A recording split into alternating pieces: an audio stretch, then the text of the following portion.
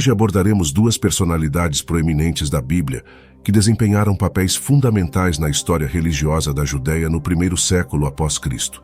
Essas duas figuras são Anás e Caifás. Naquela época, a Judéia estava sob o domínio romano, e o templo em Jerusalém era o epicentro da vida religiosa e cultural. Anás e Caifás emergiram como líderes destacados no cenário judaico, e seus nomes aparecem nos relatos bíblicos. Sua influência está intrinsecamente ligada ao enredo da crucificação de Jesus e aos eventos relacionados a esse acontecimento crucial na história cristã. A ocupação romana trouxe consigo um sistema de governo que restringiu a autonomia dos líderes locais, resultando em uma relação complexa entre os líderes religiosos judeus encarregados da ordem no Templo de Jerusalém e as autoridades romanas que buscavam manter o controle político e a paz. O Templo de Jerusalém representava o coração espiritual e religioso da vida judaica, atraindo peregrinos todos os anos para realizar sacrifícios e cumprir seus deveres religiosos. Isso conferiu um simbolismo poderoso e alto valor político a quem controlava o templo nesse contexto de ocupação romana e tensão religiosa. Anás e Caifás emergiram como líderes religiosos influentes, ambos pertencentes à poderosa seita dos saduceus, que não acreditava na ressurreição. Sua posição como sumos sacerdotes os tornou figuras centrais na vida religiosa judaica, conferindo-lhes poder e autoridade sobre os assuntos do templo. A relação entre os líderes religiosos judeus e os romanos era complexa e muitas vezes tensa, devido ao temor constante de revoltas e à perda de privilégios causada pela ocupação romana. Essa tensão fornece o pano de fundo para compreender as ações e decisões de Anás e Caifás, especialmente em relação à prisão e julgamento de Jesus. Anás não ocupou o cargo de sumo sacerdote apenas uma vez, como era comum, mas serviu em várias ocasiões, destacando assim sua importância na liderança judaica. Sua primeira nomeação ocorreu por volta do ano 6 d.C., durante o governo de Quínios, o governador da Síria, e ele permaneceu no cargo até aproximadamente o ano 15 d.C. Durante seu tempo como sumo sacerdote, Anás estabeleceu um sistema de sucessão em sua família, garantindo assim continuidade e poder religioso. Seu controle sobre o sumo sacerdócio conferiu-lhe considerável poder no Templo de Jerusalém, onde era responsável por supervisionar rituais, administrar sacrifícios e fazer cumprir as leis religiosas.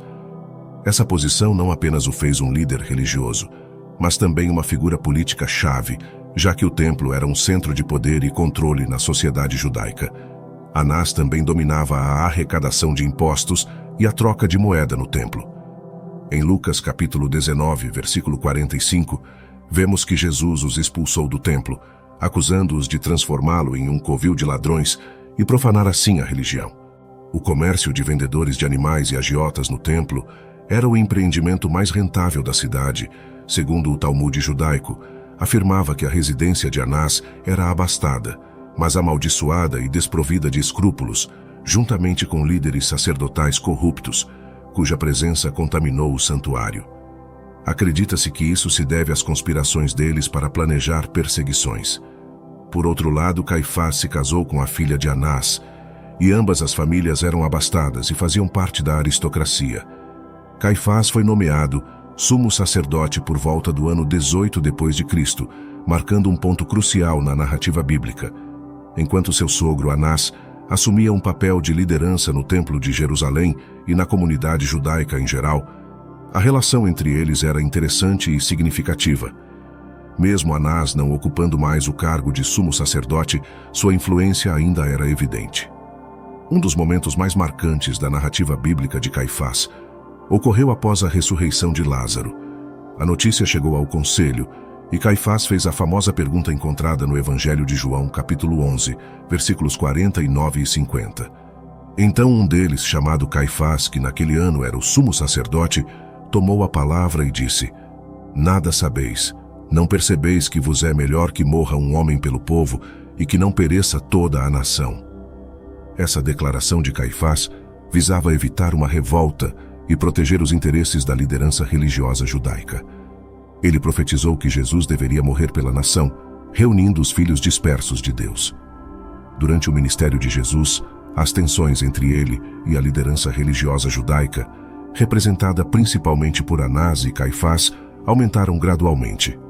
Jesus desafiou doutrinas e práticas estabelecidas, entrando em conflito direto com as autoridades religiosas.